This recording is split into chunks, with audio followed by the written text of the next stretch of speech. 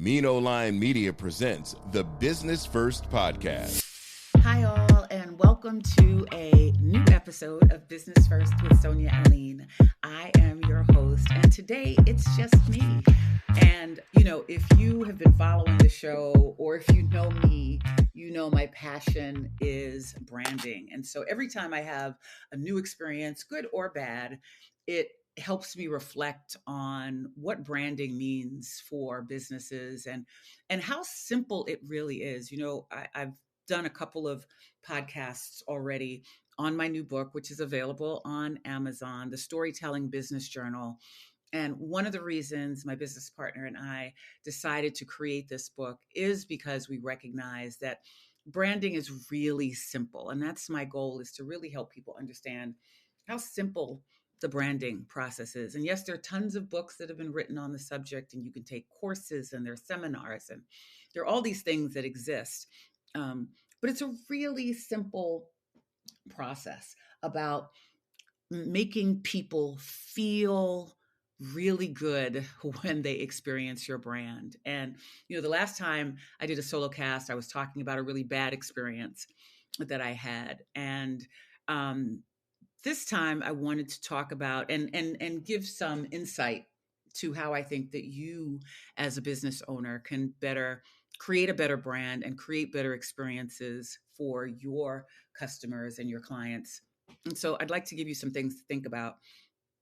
This past weekend, I had the pleasure of doing a tour of the FLM plant. So FLM is a brand of gourmet chocolates, and my brother is the plant manager out in Vegas. Las Vegas is where he lives now, on this assignment to run this plant. And he, on all his visits back home, he brings these chocolates back and he talks about how wonderful they are. And they're very good chocolates. They're high end, right? Practically handcrafted chocolates.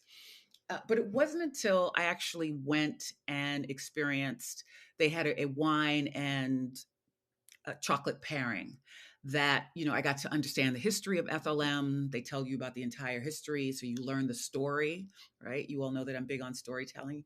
You understand how this was created, that who FLM is. She's the mother so FLM is a division of Mars. And so that you learn that she's the mother who made chocolate treats for her kids when they were young, who ended up growing and starting the Mars company.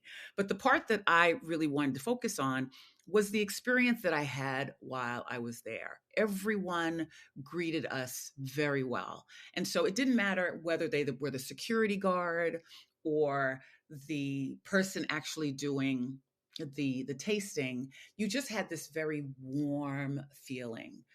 Contrasting that with the other day, I also stepped into a fine hotel, or one that's recognized at least as a 4-star hotel. And the reception at the desk by the manager was just off-putting. Like, calls were coming in, she wasn't picking up. Number one, I had called several times before I'd gotten there, couldn't get a response.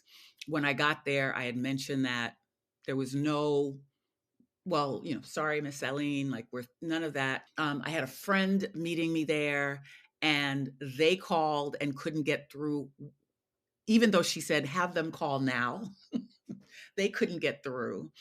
And the whole experience was, what we said after, even before we started the visit, was, guess where we won't be staying next time, right?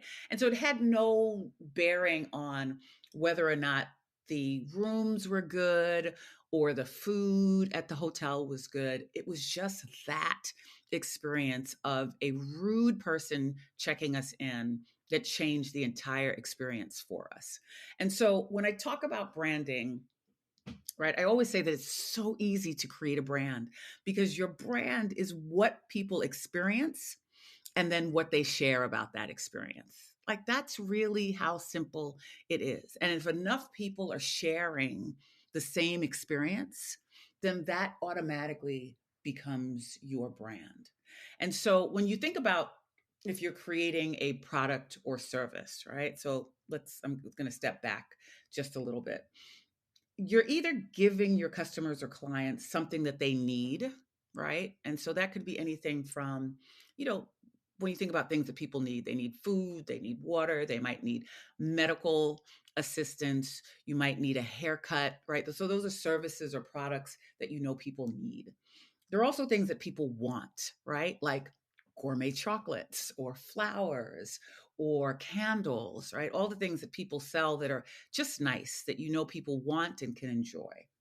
Or you might be able to create something that helps people rethink what they were doing before. And the best example of that you could probably say are the Apple phones, right? We didn't know that we needed smartphones until we actually held them in our hands. And so those are rare, but still very possible, where you can create something where if a person experiences it, they can say, oh, I didn't know that this was available to me and I like it, right? And I want to continue doing that. So you're either solving a problem, right? You're offering a solution, or you're offering a new way of of seeing things. But beyond that, right? Beyond the product and beyond the service, how do you want your customers to feel? And that is the big question that everyone should be asking, regardless of what product or service that you're offering. How is it that you want your customers to feel when they enter your store, when they go on your website, when they complete a task?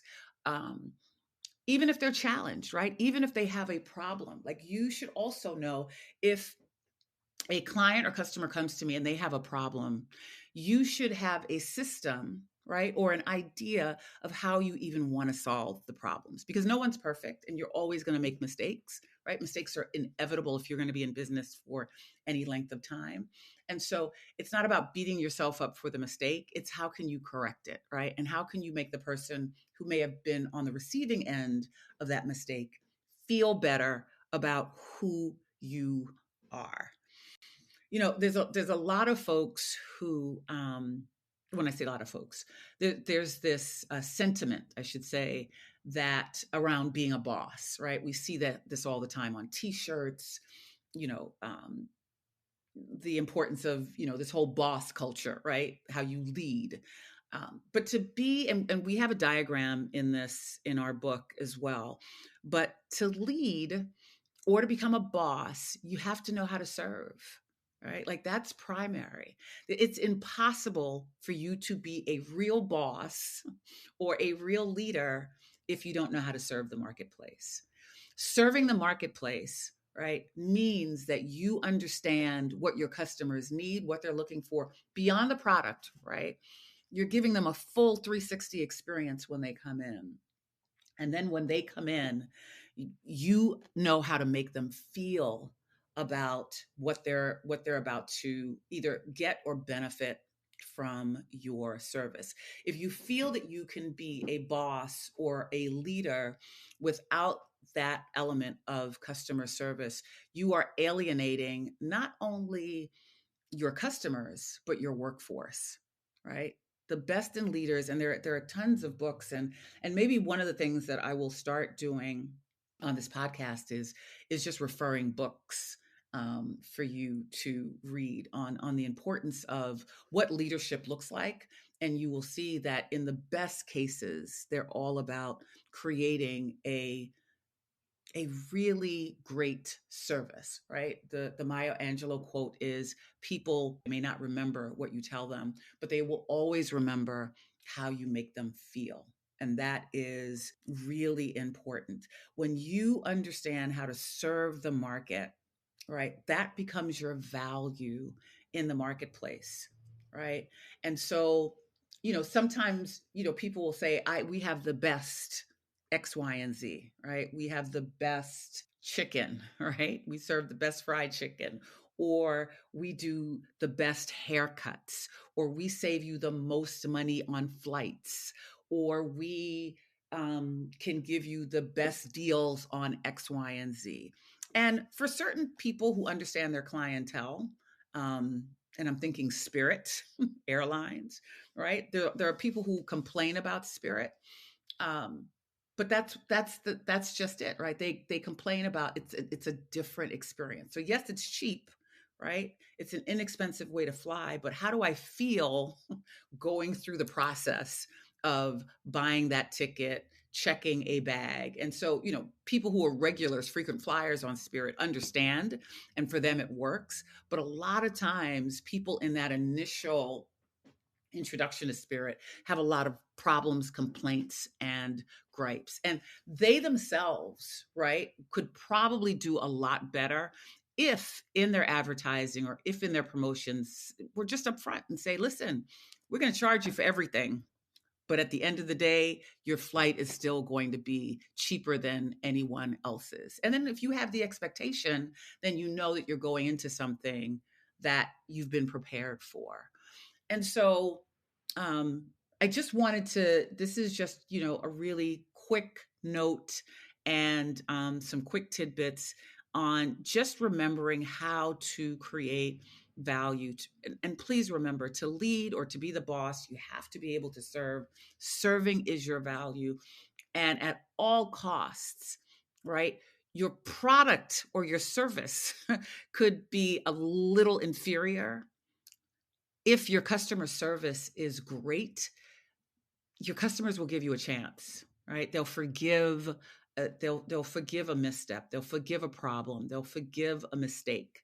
But when you treat people poorly or ignore them, and treating people poorly means not treating them well, right? So it's really being conscious of how you greet people, what you say to people, how you respond to them, how you interact, even to questions that you may not know the answers to, right? It's even in those responses, it's really being fully present.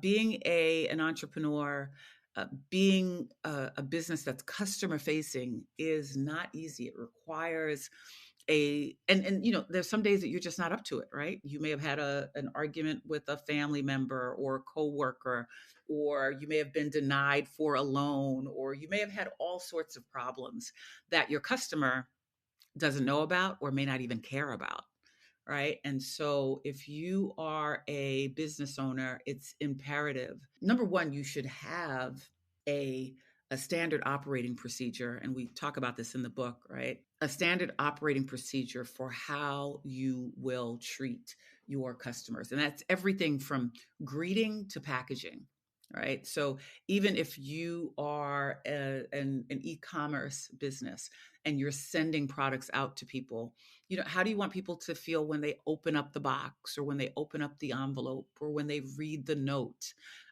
All of these things you need to think about, because that is how you establish the brand. And those are simple things, right? The hard part is, getting the funding, right? The hard part is finding new clients or negotiating different types of deals. But what you have full control over is how you interact and how you decide to create an experience that your customers will delight in. So we'll talk more about this in upcoming episodes, and I'll have some more guests on to talk about the details, again, about customer service and why it's so important, particularly to small businesses and businesses of color. So I hope that was helpful. We will have many more conversations around branding and other areas in which you can enhance your business. But until then, good luck, and we look forward to you tuning in again soon. Take care. The Business First podcast is hosted and produced by Sonia Aline. Executive producer Ken Johnson. Find the Business First podcast on Apple Podcasts, Stitcher, Spotify, Odyssey, iHeartRadio, Amazon Music, TuneIn, or wherever you get your podcast. On social media on IG at business_first_podcast. Follow the Mean Old Line Media Podcast Network on IG at Mean Old Line Media. Get the Mean Old Line Media app in the App Store or Google Play. The Business First podcast is a Mean Old Line Media production.